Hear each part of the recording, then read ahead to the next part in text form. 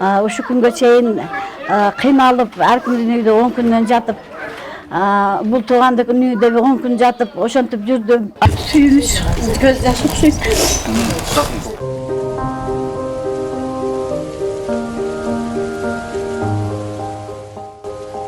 Кадамжай районуна караштуу Майдан айыл аймагынын Келечек айылында жалгыз бой энеге Ыйман Аманат коомдук кайрымдуулук фонду үй куруп берди. Аны менен кошо ушул эле айылда дагы бир 4 балалуу жалгыз бой эне да жаңы конуштуу болду. Ыйман Аманат фонду ушуну менен кезектеги 27, 28, 29 үйлөрдү толук куруп бүтүрүп, муктаж 3 үй бүлөлөргө тапшырды.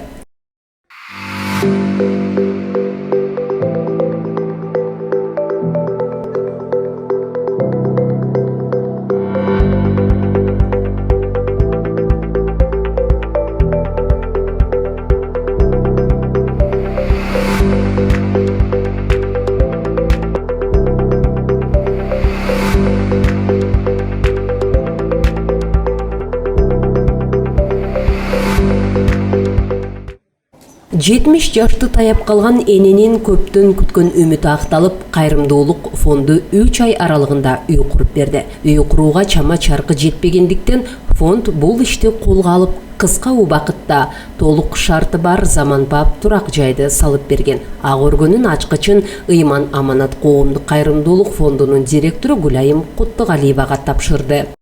Элебиздин 2 арманы бар эле. Биринчи арманы эл катары өзүмдүн үйүмдө жашасам деген. Экинчisi, менин дагы балам болгондо башкалар сыңарындай мени дагы ажылык алып барат эле, мени дагы умралык алып барат эле деп энебиз кечинде уйкусуз ыйлап көз жаштары менен таң аткандыгын бул жерде усталарыбыз айтып турду. Умра сапарында энебизге жолдомо Ыйман Аманат Нур коомдук кайрымдуулук фондунун атынан.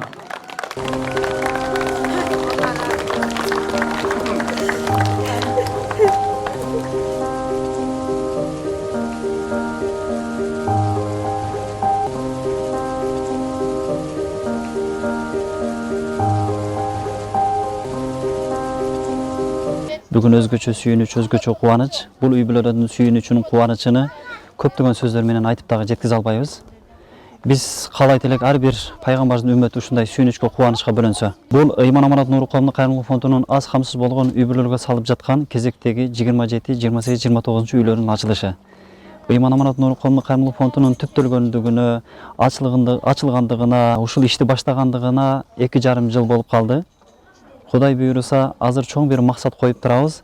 Ушул мартта Ыйман Аманат Нур коомдук кайрымдуулук фондунун 3 жылдыгын өткөзсөк, ошол 3 жылдын аралыгында 40 үй бүлөгө үй берсек деп аракет кылганбыз.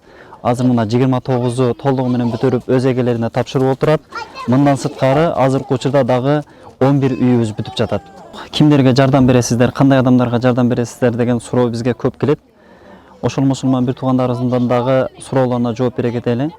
Негизинен ар бир фонд муктаж, кыйналган үй бүлөлөргө жардам берет. Ар бир фонддун максаты ушул элибизде, журтубузда кыйналган үй бүлөлөр болбосо, ошолордун кыйынчылыгын жеңилдетсе, ошолордун оорун жеңилдетсе, ошолор дагы элибизде, журтубузда эл катары жакшылыкта, ийгиликте, өнүгүүдө, өсүүдө жашап калса, ошолор дагы башкалар сыңарындай бактылуу пайгамбардын үммөттөрүнүн катарына кошулса деген максат менен иштеген. Биз дагы бүгүнкү учурда ушундай бир максат менен иштеп келе жатабыз. Бул жерди ушул айыл өкмөт бөлүп берген. Майдан айыл өкмөтүнүн жетекчиси Эсен Нажы, Аллах таалам ыраазы болсун.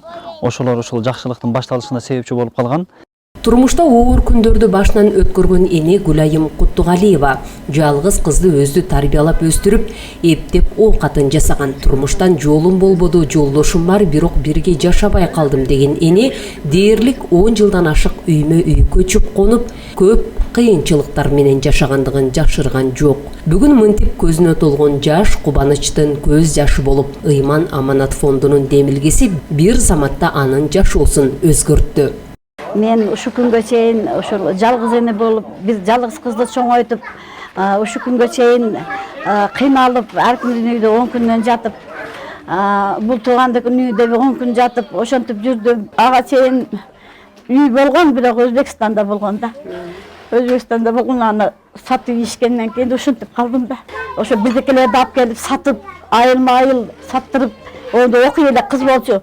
колуга немени берип кагазга жазып берчүмүн. Колготка мынча, шампунь мынча деп ошентип берип чыгып үй салганга болбоду кызым. Бүгүн кубанычым койнума батпай, только сүйүнүч жаштар го деп ойлоймун. Бул бир комнатам. Бул неме мейманканам бул. Бул өзүмдүн жатаканам, Кудай буйруса. Бул болсо менин душум.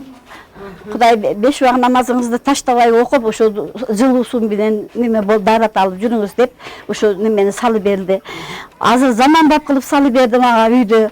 Аллага ыраазымын. Аллага ыраазымын. Экинчиден мана шу Али балама рахмат, эли журтума рахмат. Мана шу эли журтум колдоп шунчалык үйлүү жайлуу болуп калган рахмат. Үйгө муктаж эди. Mana эми али ушинтип үйдү салып берди. Аллага шүгүр.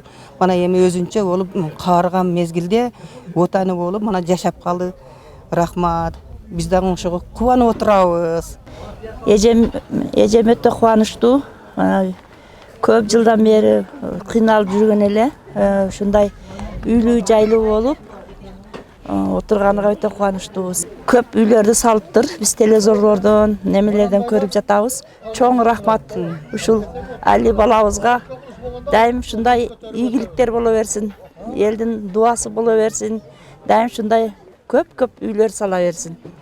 Гүлайым Куттугалиевага жанаша жайгашкан дагы бир үй бүлө 4 жашы жетелик балдар менен жашаган жалгыз бой эне да жаңы үйлүү болду. Иман Аманат фонду тарабынан ушул сыяктуу кайрымдуулук иштери туруктуу таризде жасалып келери коомчулукка белгилүү.